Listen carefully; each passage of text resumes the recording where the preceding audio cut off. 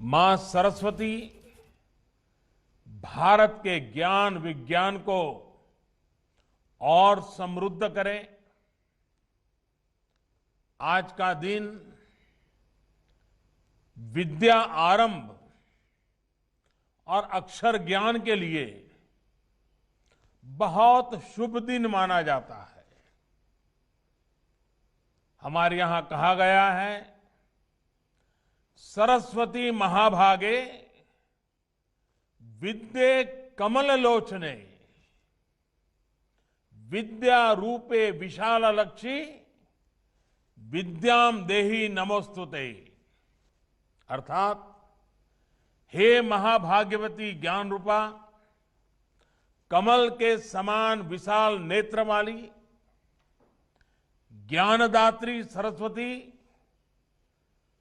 मुझको विद्या दीजिए, मैं आपको नमन करता हूं। भारत की मानवता की सेवा के लिए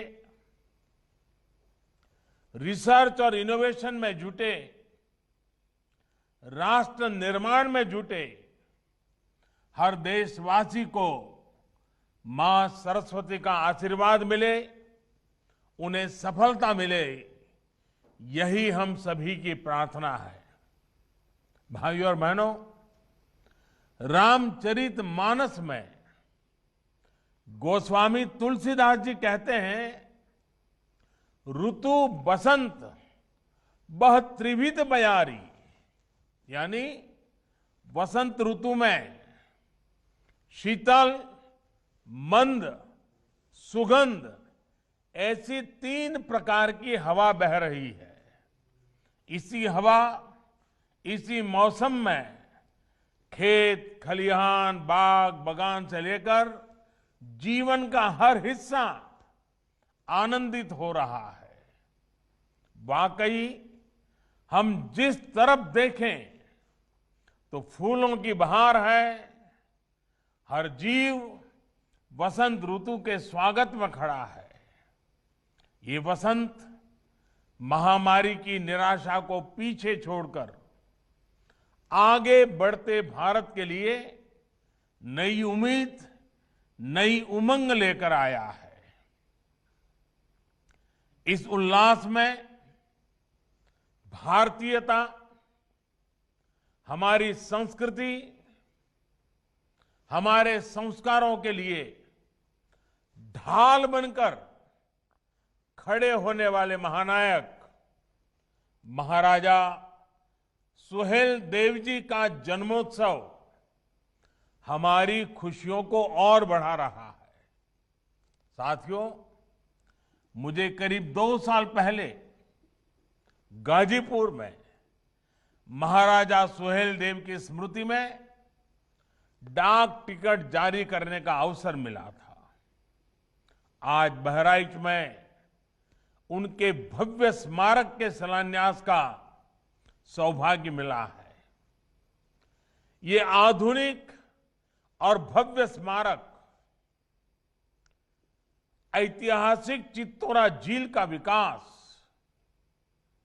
बहराइच पर महाराजा सुहेल देव के आशीर्वाद को बढ़ाएगा, आने वाली पीढ़ियों को भी प्रेरित करेगा।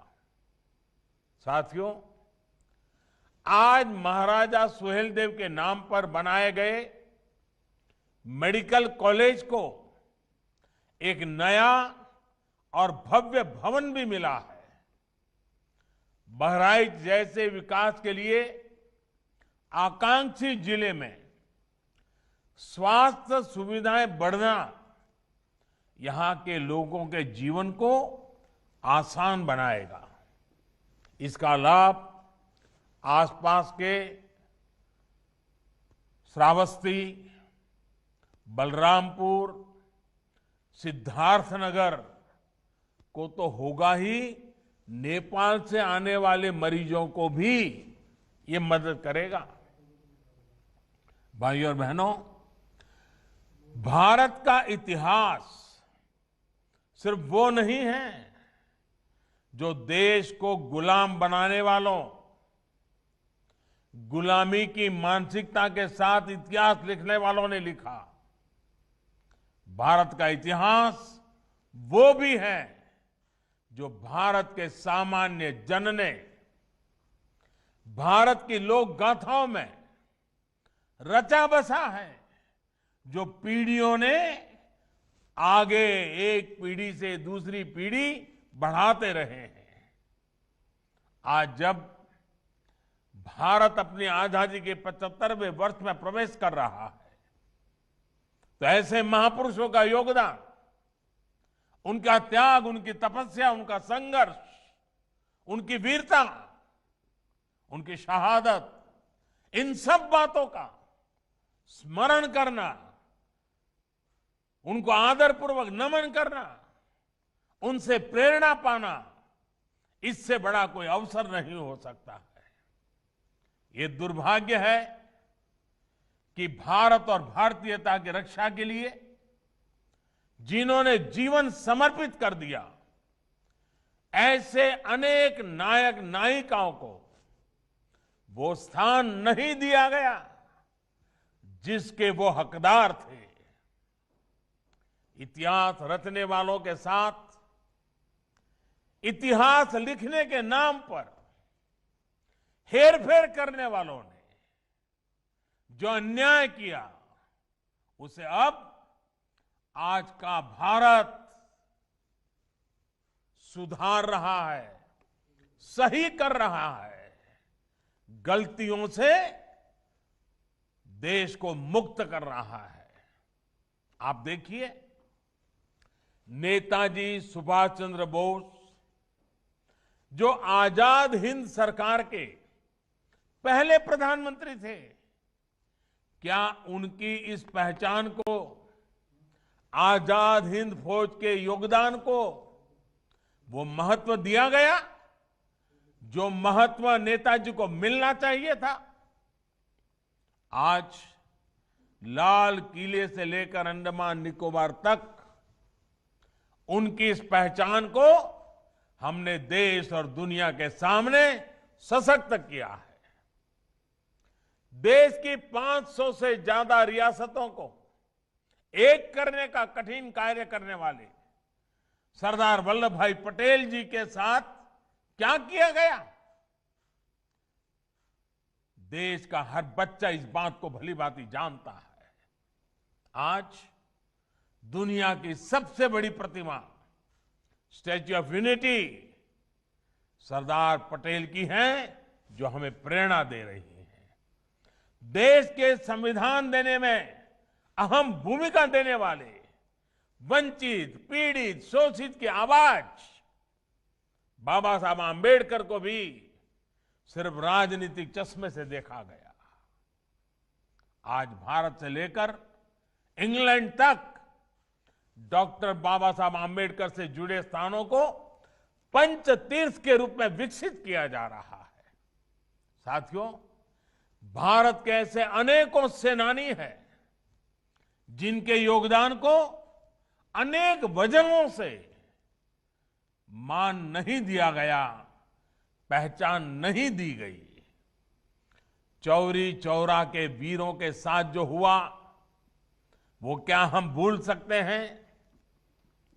महाराजा सुहेलदेव और भारतीयता की रक्षा के लिए उनके प्रयासों के साथ भी यही व्यवहार किया गया।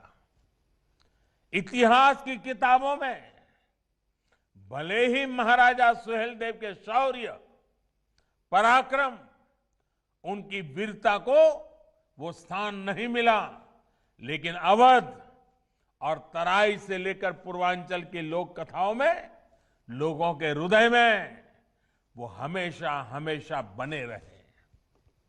सिर्फ वीरता ही नहीं, एक संवेदनशील और विकासवादी शासक के रूप में उनकी छाप अमिट है। अपने शासनकाल में जिस प्रकार उन्होंने बेहतर रास्तों के लिए, पोखरों तालाबों के लिए, बाग बगीचों और शिक्षा के क्षेत्र में काम जो किया, वो अभूतपूर्व था। उनकी यही सोच इस स्मारक स्थली में भी दिखने वाली है। साथियों, पर्यटक महाराजा सुहेलदेव जी के जीवन से प्रेरित हो सके, इसके लिए उनकी 40 फीट की कांस्य प्रतिमा स्थापित होगी। यहां पर बनने वाले संग्रहालय में महाराजा सुहेलदेव से जुड़ी ऐतिहासिक जानकारियां होगी। इसके भीतर की और आसपास की सड़कों का चौड़ीकरण किया जाएगा। बच्चों के लिए पार्क बनेगा, सभागार होगा, पर्यटकों के लिए आवास गृह, पार्किंग, कैफेटेरिया जैसी अनेक सुविधाओं का निर्माण होगा। इसके साथ साथ जो स्थानीय शिल्पकार है, कलाकार है, वो अपना सामान यहां आसानी से बेच पाए, इसके लिए दुकानों का निर्माण किया जाएगा। इसी तरह चित्तौरा झील पर घाट और सीढ़ियों के निर्माण और सुंदरीकरण से इस ऐतिहासिक झील का महत्व और बढ़ जाएगा। ये सारे प्रयास बहराइच की सुंदरता ही नहीं, सिर्फ सुंदरता बढ़ाएंगे ऐसा नहीं, बल्कि यहां आने वाले पर्यटकों की संख्या में भी वृद्धि करेंगे। मरी मैया की कृपा से ये कार्य जल्द पूरे होंगे। भाइयों और बहनों, बीते कुछ सालों में देश भर में इतिहास, आस्था, अध्यात्म, संस्कृति से जुड़े जितने भी स्मारकों का निर्माण किया जा रहा है, उनका बहुत बड़ा लक्ष्य पर्यटन को बढ़ावा देने का भी है। उत्तर प्रदेश तो पर्यटन और तीर्थाटन दोनों के मामले में समृद्ध भी है और इसकी क्षमताएं भी अपार है। चाहे वह भगवान राम का जन्म स्थान हो या कृष्ण का वृंदावन हो, भगवान बुद्ध का सारनाथ हो या फिर काशी विश्वनाथ, संत कबीर का मगहर धाम या वाराणसी में संत रविदास की जन्मस्थली का आधुनिकीकरण, पूरे प्रदेश में बड़े पैमाने पर काम चल रहा है।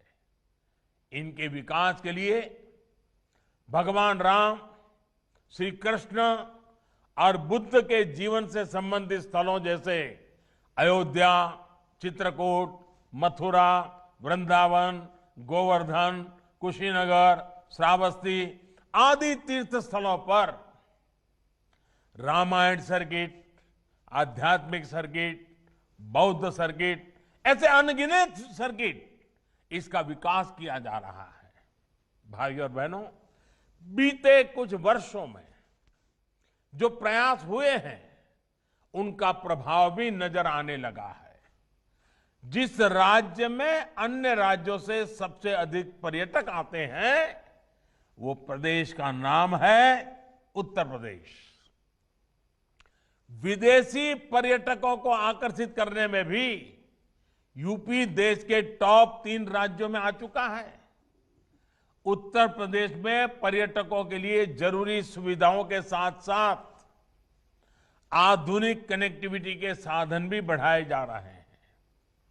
भविष्य में अयोध्या का एयरपोर्ट और कुशीनगर का इंटरनेशनल एयरपोर्ट देश विदेशी टूरिस्टों के लिए बहुत उपयोगी साबित होगा। उत्तर प्रदेश में छोटे बड़े दर्जन भर एयरपोर्ट्स पर काम चल रहा है, जिसमें से कई पूर्वांचल में ही है। उड़ान योजना के तहत यूपी के अनेक शहरों उनका काम कीमत वाली हवाई सेवा से जोड़ने का अभियान चल रहा है, कम कीमत से। इसके अलावा Purvanchal expressway, Bundelkhand expressway, Ganga expressway, Gorakhpur link expressway, Ballia link expressway, ऐसी आधुनिक और चौड़ी सड़कें पूरे यूपी में बनाई जा रही हैं। और ये तो एक तरह से आधुनिक यूपी के आधुनिक इंफ्रास्ट्रक्चर की शुरुआत है। एयर और रोड कनेक्टिविटी के अलावा यूपी को रेल कनेक्टिविटी भी आज आधुनिक हो रही है। यूपी 2 बड़े डेडिकेटेड फ्रेट कॉरिडोर का जंक्शन है। हाल ही में ही ईस्टर्न डेडिकेटेड फ्रेट कॉरिडोर के एक बड़े हिस्से का लोकार्पण यूपी में ही किया गया है। यूपी में जिस प्रकार आज आधुनिक इंफ्रास्ट्रक्चर पर काम चल रहा है, उससे उत्तर प्रदेश में उद्योग लगाने के लिए देश और दुनिया के निवेशक प्रोत्साहित है। इससे यहां नए उद्योगों के लिए तो बेहतर अवसर बन ही रहे हैं, यहां के युवाओं को रोजगार के नए अवसर भी उपलब्ध हो रहे हैं। साथियों, कोरोना काल में जिस प्रकार से उत्तर प्रदेश से काम हुआ है, वो बहुत ही महत्वपूर्ण है। कल्पना करिए, अगर यूपी में हालत बिगड़ते तो राष्ट्रीय अंतर्राष्ट्रीय स्तर पर किस तरह की बातें की जाती।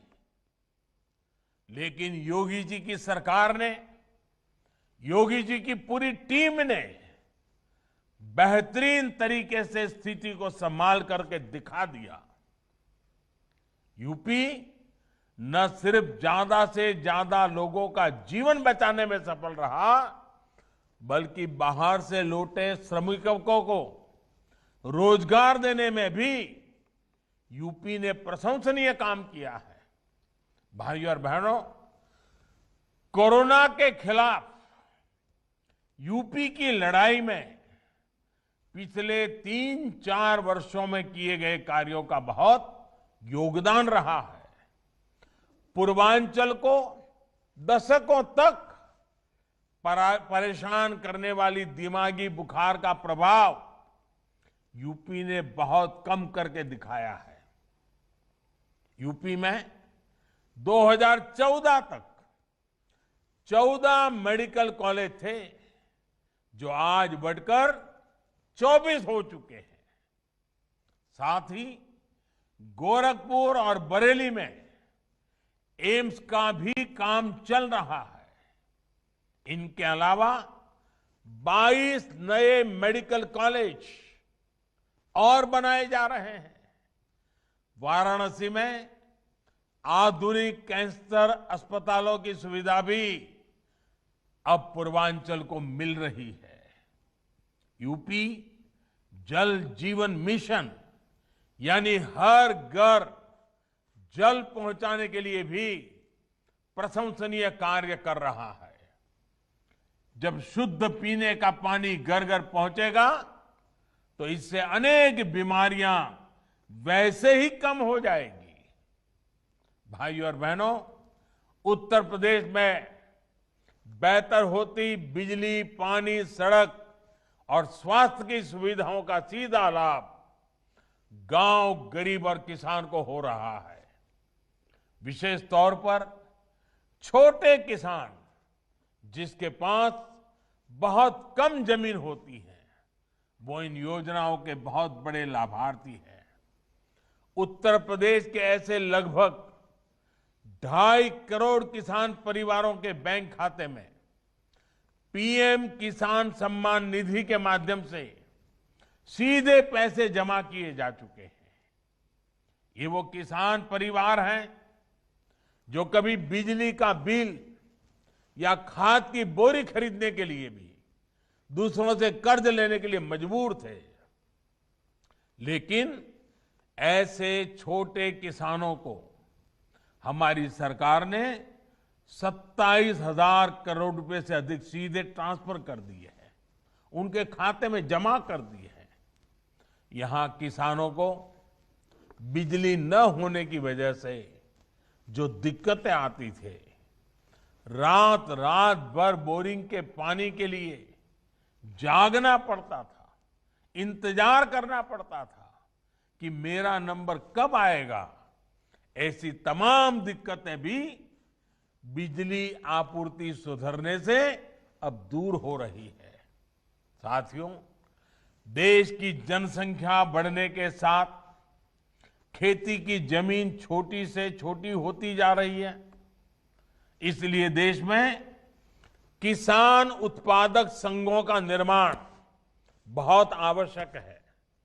आज सरकार छोटे किसानों के हजारों किसान उत्पादक संघ यानी एफपीओ बना रही है।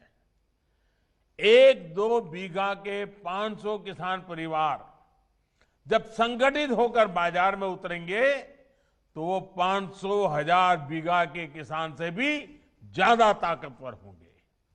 इसी प्रकार किसान रेल के माध्यम से सब्जियां, फल, दूध, मछली और ऐसे अनेक व्यवसायों से जुड़े छोटे किसानों को अब बड़े बाजारों से जोड़ रहा है।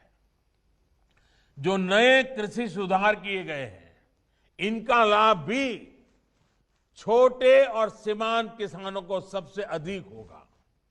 उत्तर प्रदेश में इन नए कानूनों के बनने के बाद जगह जगह से किसानों के बेहतर अनुभव सामने आने में भी लगे हैं। इन कृषि कानूनों को लेकर भांति भांति का प्रचार करने की कोशिश की गई। ये पूरे देश ने देखा है कि जिन्होंने देश के कृषि बाजार में विदेशी कंपनियों को बुलाने के लिए कानून बनाया, वो आज देसी कंपनियों के नाम पर किसानों को डरा रहे हैं।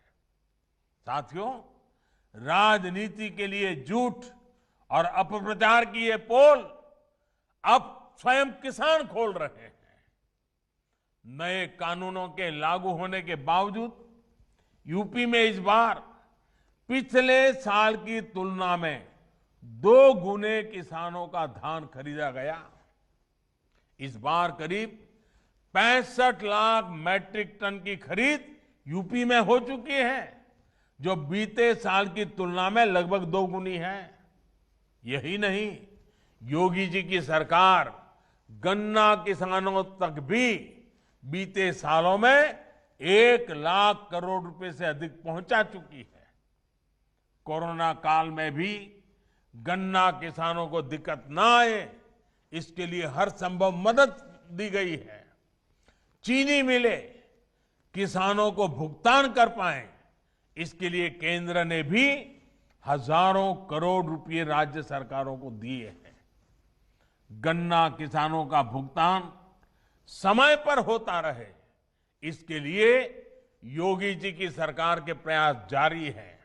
भाइयों और बहनों, सरकार की ये हर संभव कोशिश है कि गांव और किसान का जीवन बेहतर हो। किसान को, गांव में रहने वाले गरीब को परेशानी ना हो, उसको अपने मकान पर अवैध कब्जे की आशंका से मुक्ति मिले, इसके लिए स्वामित्व योजना भी आज पूरे उत्तर प्रदेश में चलाई जा रही है। इस योजना के तहत आज तक यूपी के करीब 50 जिलों में ड्रोन के माध्यम से सर्वे चल रहा है। लगभग 12,000 गांवों में ड्रोन सर्वे का काम पूरा हो चुका है और अभी तक 2 लाख से ज्यादा परिवारों को प्रॉपर्टी कार्ड यानी घरौनी मिल चुका है। यानी ये परिवार अब हर प्रकार की आशंका से मुक्त हो चुके हैं। साथियों, आज गांव का गरीब किसान देख रहा है कि उसके छोटे से घर को बचाने के लिए, उसकी जमीन को बचाने के लिए पहली बार कोई सरकार इतनी बड़ी योजना चला रही है।